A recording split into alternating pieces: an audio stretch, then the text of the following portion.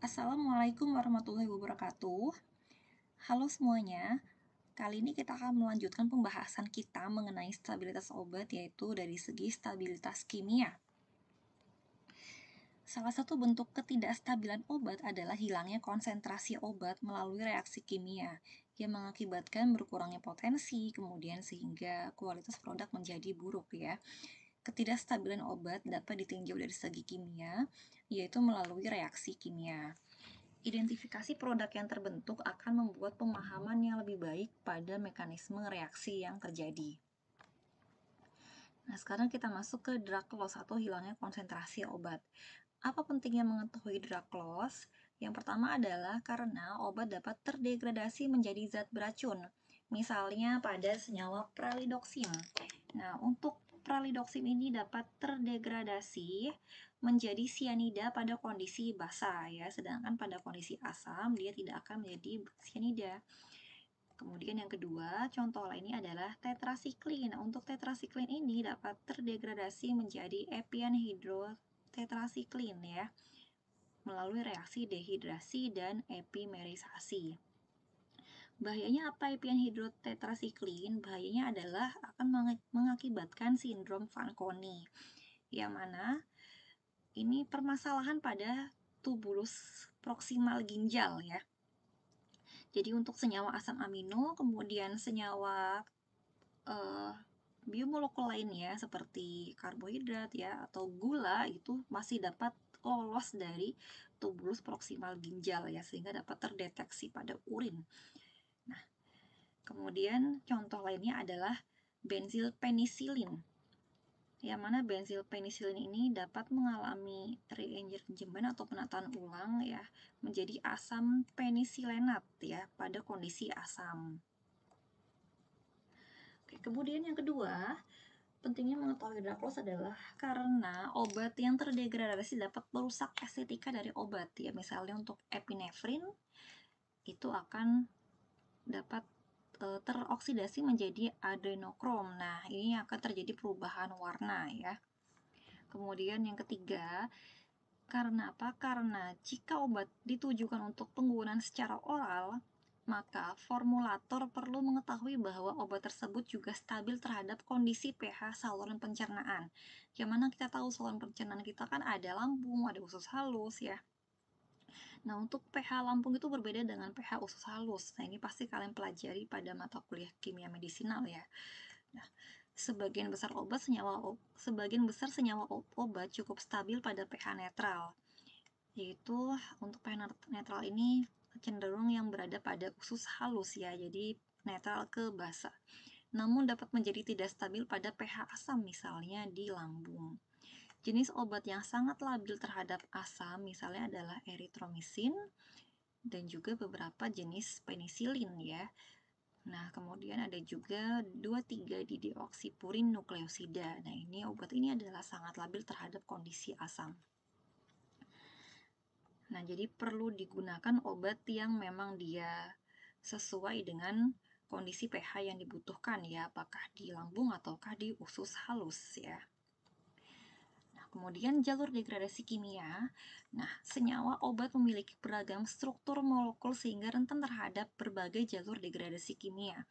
Jenis reaksi kimia yang berhubungan dengan degradasi kimia obat antara lain adalah hidrolisis, kemudian dehidrasi, dekarboksilasi dan eliminasi, kemudian oksidasi dan juga fotodegradasi serta interaksi kompleks dengan eksipien dan obat lain atau interaksi antara eksipien obat dan juga interaksi obat dengan obat ya.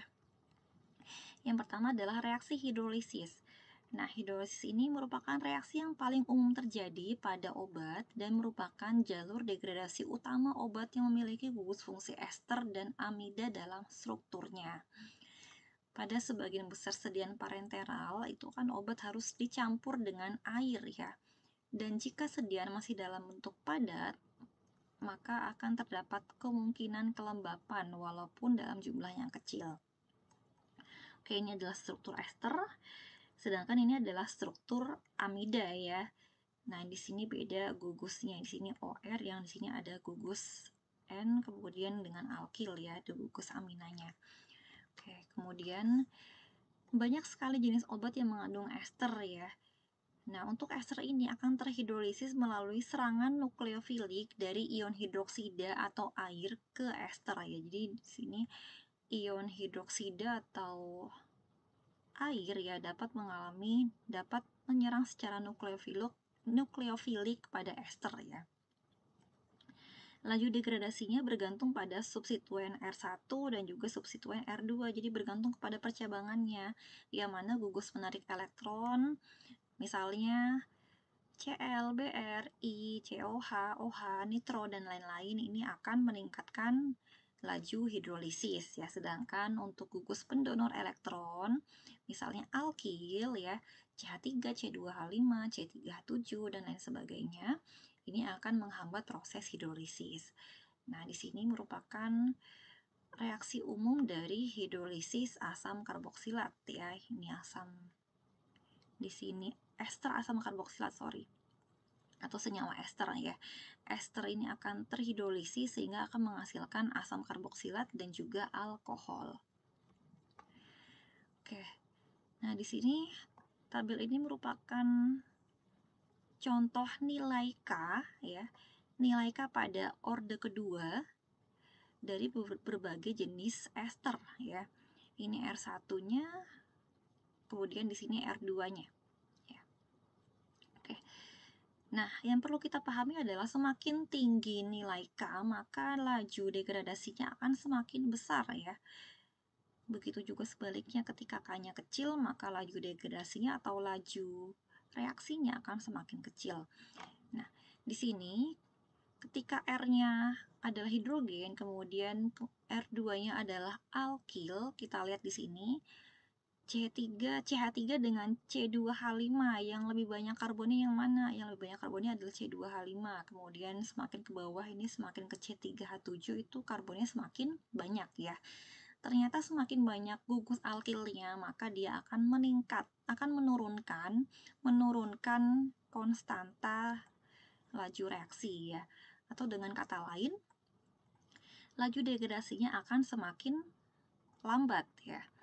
Kemudian ketika R-nya ini kita gantikan dengan gugus Cl ya, di sini misalnya di sini C2H4Cl.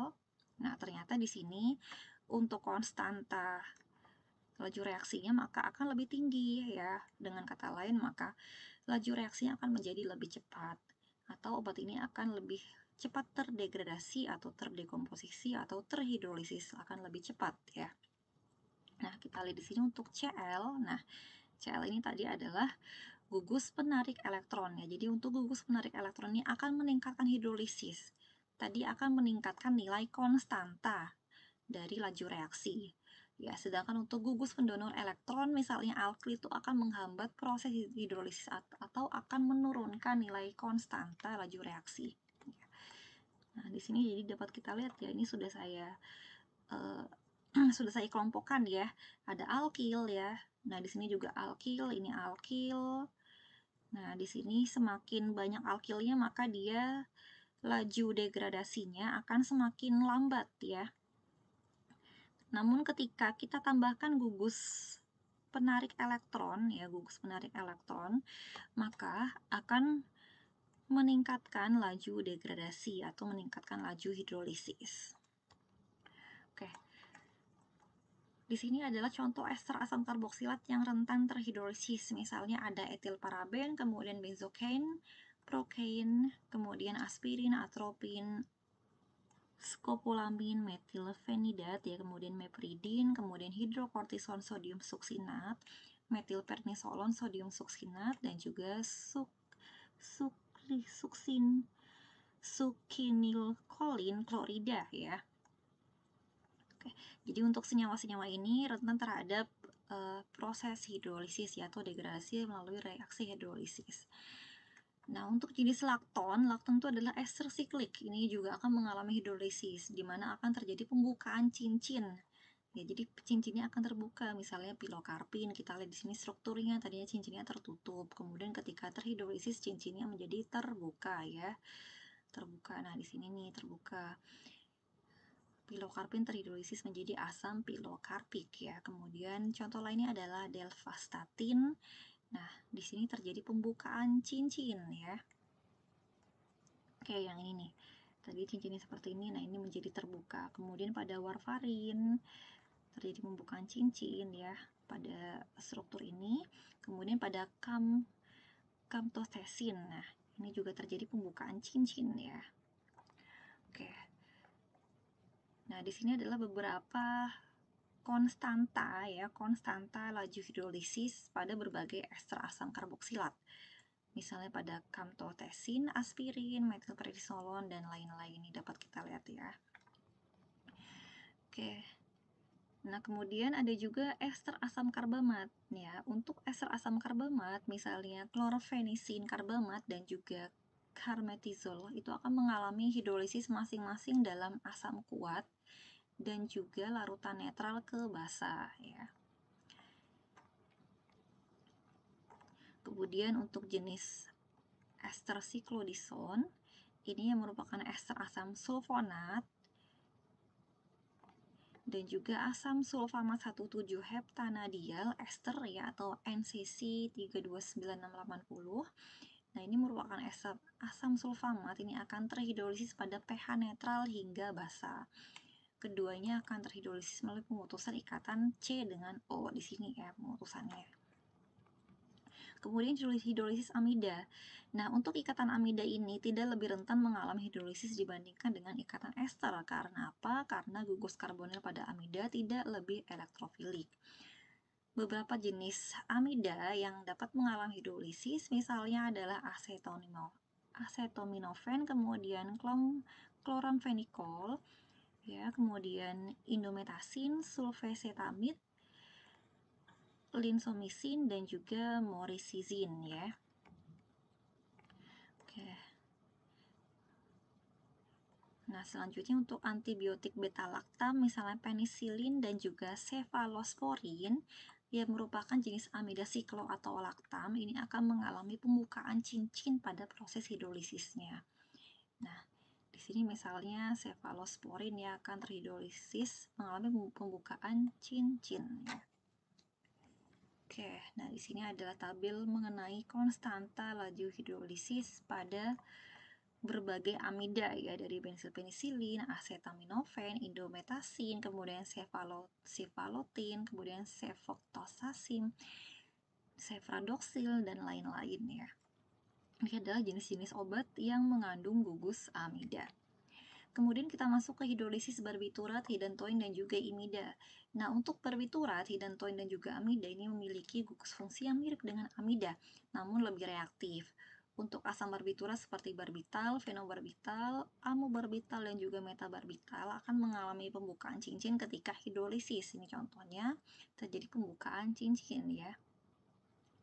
Produk dekomposisi yang terbentuk rentan mengalami dekomposisi lebih lanjut seperti dekarboksilasi ya. Jadi selain terjadi hidrolisis juga akan terjadi proses dekarboksilasi ya.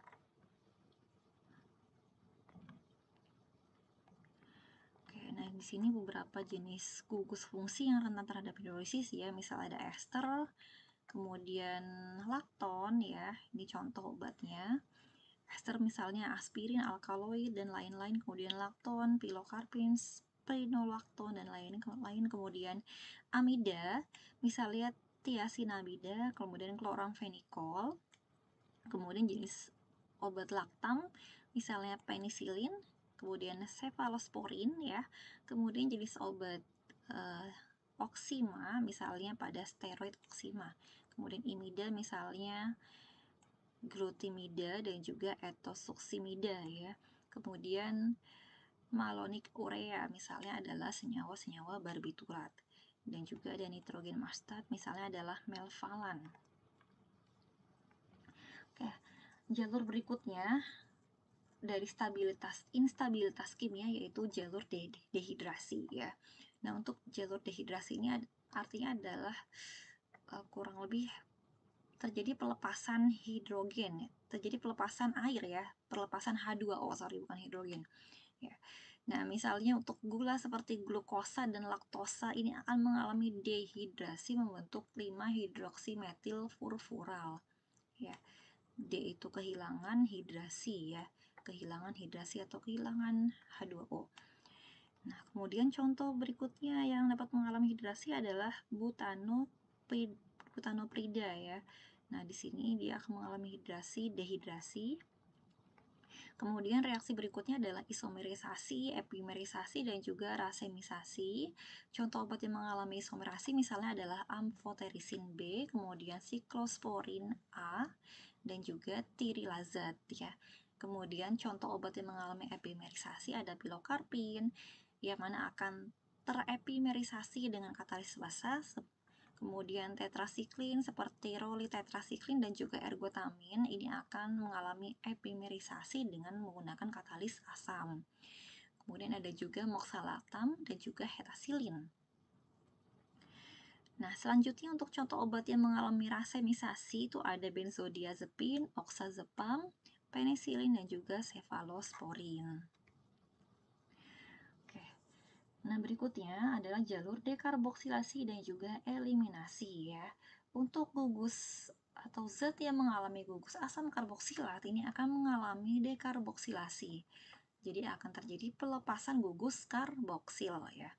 Misalnya asam 4 aminosalisilat, kemudian foskarnet yang mengalami dekarboksilasi pada kondisi asam kuat. Sedangkan etodolak rentan mengalami dekarboksilasi karena katalis asam ya. Di struktur asam 4 aminosalisilat ya. Kemudian di struktur foskarnet, nah ini rentan mengalami dekarboksilasi ya, pelepasan gugus karboksil pada kondisi asam kuat dan juga pada kondisi asam. Kemudian contoh lainnya yang dapat mengalami reaksi eliminasi misalnya adalah trimelamol ya. Nah, di sini dapat kita lihat apa yang tereliminasi. Yang tereliminasi adalah gugus hidroksil ya. Kemudian untuk ifotiroksin, nah dia akan mengalami reaksi eliminasi pada gugus iodida ya di sini. Gugus iodidanya hilang.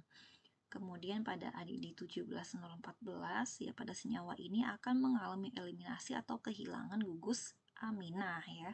Kemudian pada ditiokap, nah di sini akan mengalami eliminasi atau kehilangan atau penghilangan gugus sulfida ya. Oke, nah berikutnya adalah reaksi oksidasi. Nah, reaksi oksidasi ini merupakan penyebab utama dalam degradasi secara kimia ya, penyebab terbanyak.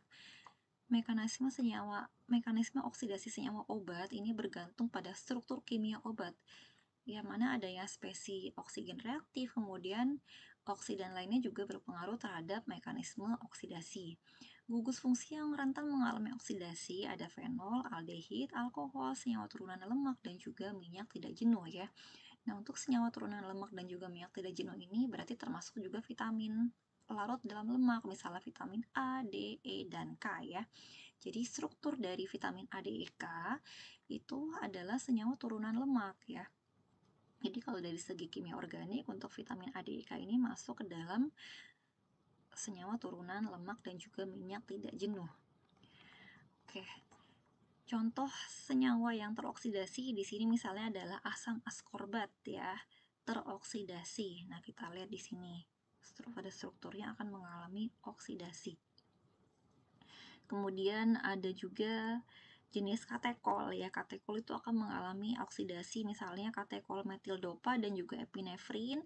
Dia akan teroksidasi membentuk senyawa turunan quinin ya. Ingat itu untuk reaksi oksidasi adalah penghilangan gugus hidrogen atau penambahan gugus oksigen ya. Kita lihat di sini OH-nya ya. Di sini ada OH. Nah, oke, di sini OH.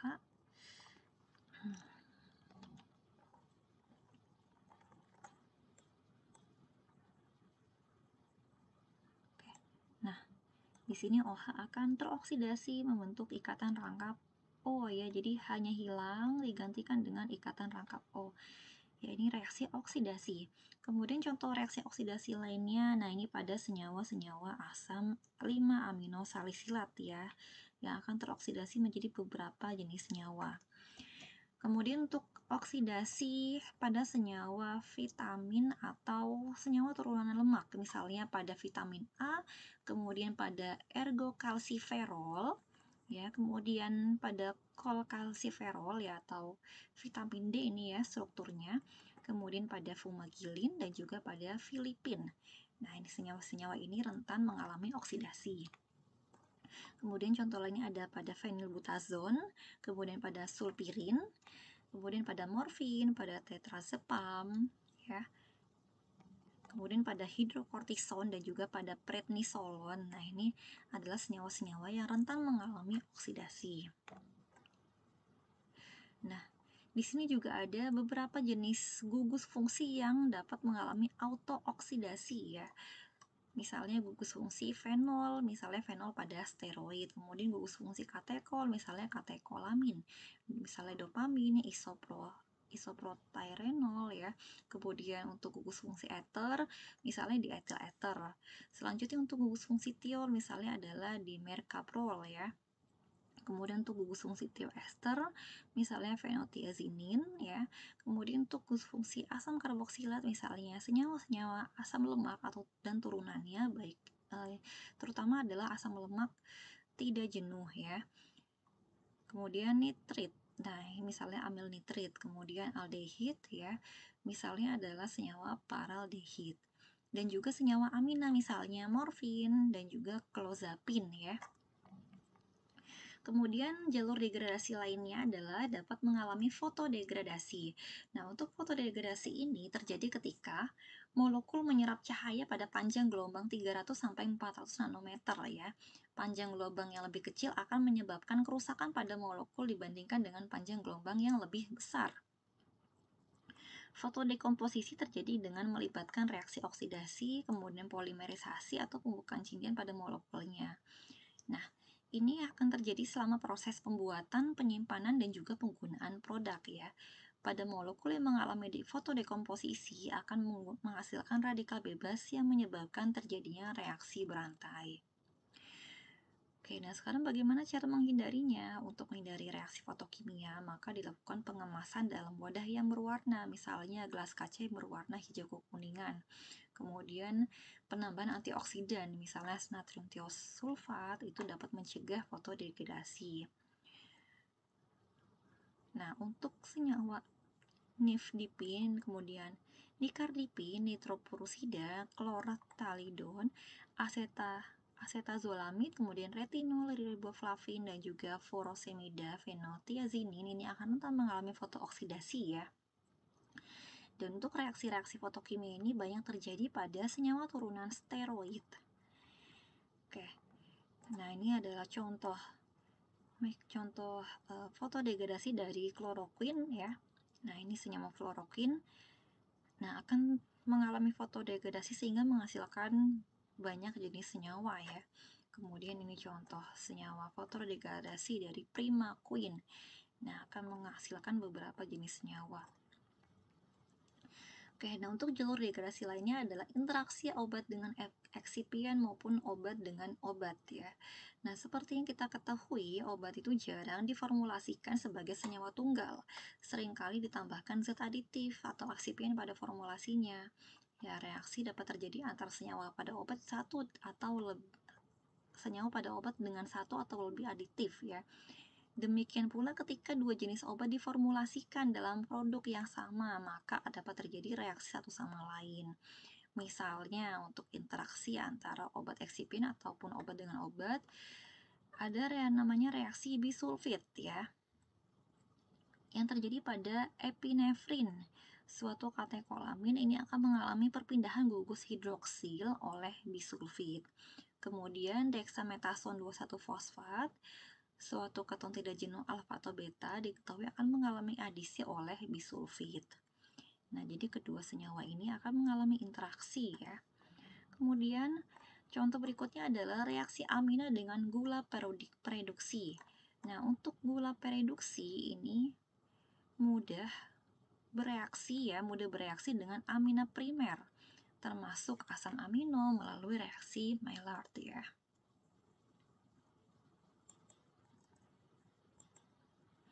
Ini mudah bereaksi.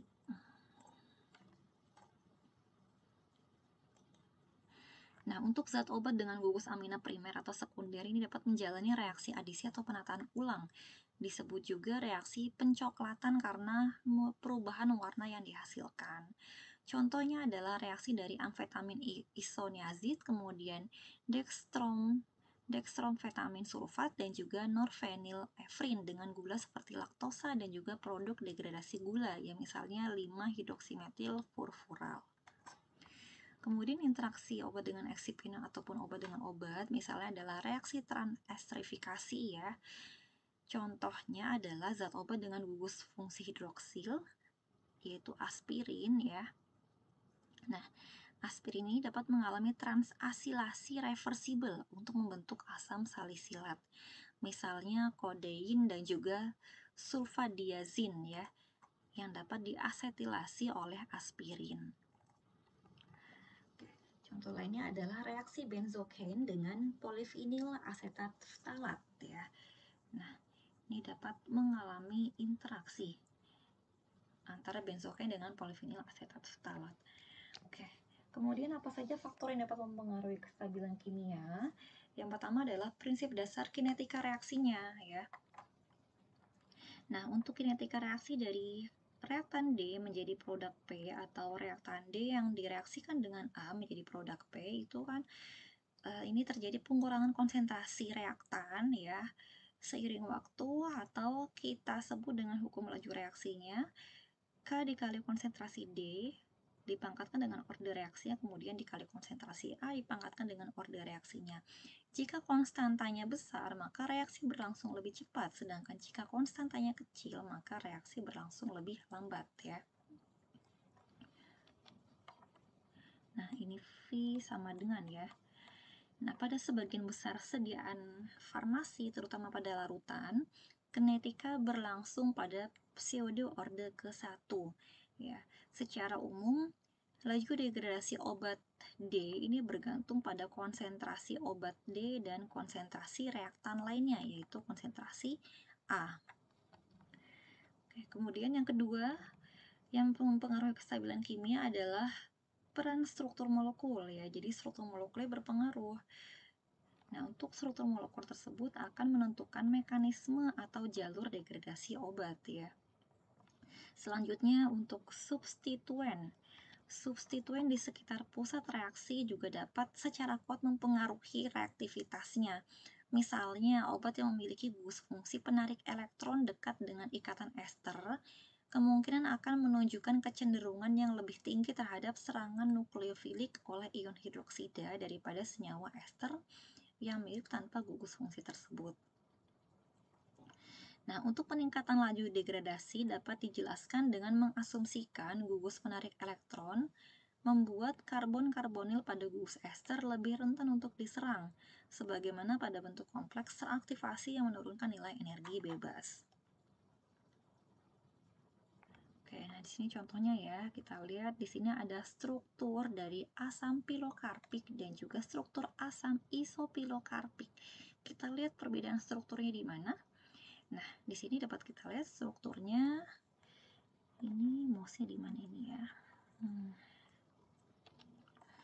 Nah, ini bedanya di mana nih struktur asam pilokarpik dan juga asam isopilokarpik? Nah, ini sangat tipis sekali perbedaannya ya.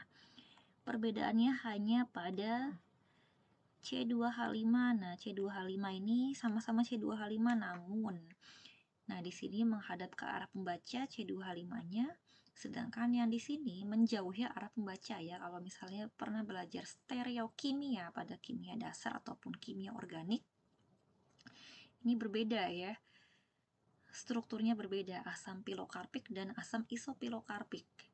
Nah, untuk struktur asam isopilokarpik, nah ini akan menunjukkan laju siklisasi menjadi bentuk lakton sebesar 17,5 kali lebih besar dibandingkan dengan asam pilokarpik ya. Jadi untuk yang posisi iso ini atau posisi etilnya menjauhi pengamat, yaitu akan mengalami laju siklisasi yang lebih besar ya. Hal ini terjadi karena energi bebas yang lebih kecil untuk asam isopilokarbik. Oke, kemudian yang ketiga adalah pengaruh suhu atau temperatur. Nah, untuk temperatur ini secara nyata merupakan parameter yang penting ya, karena sebagian besar reaksi akan berlangsung lebih cepat terjadi pada suhu tinggi daripada suhu rendah. Nah, pembekuan kerap kali diasumsikan dengan degradasi kimia yang lebih lambat. Asumsi tersebut sebetulnya benar ya untuk sebagian besar kasus, namun untuk beberapa kasus tertentu ya pembekuan larutan obat dapat pula meningkatkan degradasi obat ketika degradasi terjadi via bimolekuler atau order reaksi yang lebih tinggi ya. Nah, pada suhu yang baru saja dibekukan, solut termasuk obat dan reaktan ya di sini menjadi terkonsentrasi di dalam ruang antara kristal es, sehingga secara efektif mengkonsentrasikan obat dan reaktan ya. Oke, kemudian pembekuan juga meningkatkan degradasi obat melalui pembentukan struktur es yang mana menghasilkan susunan molekul obat yang rentan untuk terdegradasi. Misalnya untuk laju hidrolisis propil paraben pada medium basah akan meningkat pada temperatur antara -4 sampai -14 derajat Celcius. Nah, di sini kita lihat grafiknya nih untuk propil paraben ya. Pada suhu -32 sampai 25 derajat Celcius. Nah, di sini ada seperti 90 ya. Nah, atau umur simpannya kita lihat. Nah, pada suhu -4 ya, antara -4 sampai -14. Nah, ternyata di sini laju hidrolisisnya itu akan lebih tinggi ya. Di mana justru terjadi degradasi yang lebih cepat. Jadi tidak selamanya pembekuan itu akan melambatkan proses degradasi ya. Pada sebagian kasus justru dapat menyebabkan peningkatan degradasi obat pada kondisi beku. Nah, oke. Contoh lain ya, pembekuan larutan buffer fosfat dapat mempengaruhi stabilitas obat dengan cara menurunkan mikro pH pada fase cair terkondensasi ya. Nah, untuk laju degradasi mitomycin C pada larutan buffer fosfat ini akan lebih cepat daripada pada kondisi larutan ya. Nah, oleh karena itu, maka harus diperhatikan ketika proses penyimpanan ya pada kondisi beku, senyawa obat yang terdegradasi adalah bergantung pada konsentrasi dan juga bergantung pada pH. Penurunan degradasi karena penurunan suhu ini tidak selalu terjadi ya. Jadi pada beberapa kasus saja. Jadi ada yang terdegradasi pada suhu beku, ada juga yang tidak.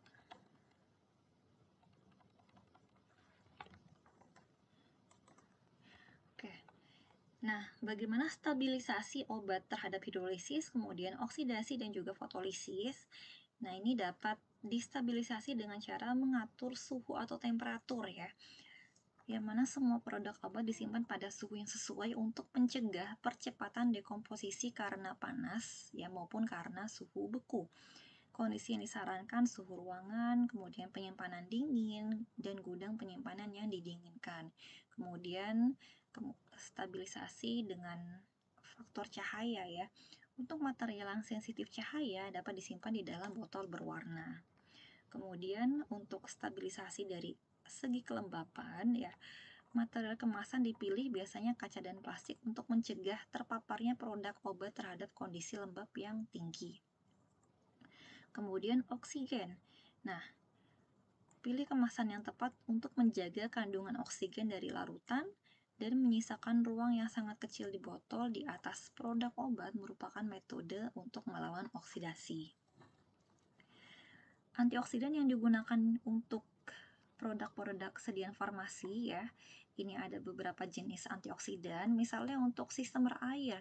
Antioksidannya adalah sodium metabisulfit, kemudian sodium tiosulfit. Kemudian ada juga asam ascorbat. Sedangkan untuk sistem berminyak, antioksidan yang biasa digunakan adalah ascorbyl palmitat, kemudian butylated hidroksitoluena atau BHT, ada juga butylated hidroksianisol atau BHA ya. Nah, ini biasanya kalau misalnya kalian lihat pada komposisi makanan ya, atau komposisi obat ini banyak terdapat BHA dan juga BHT ini fungsinya sebagai antioksidan ya.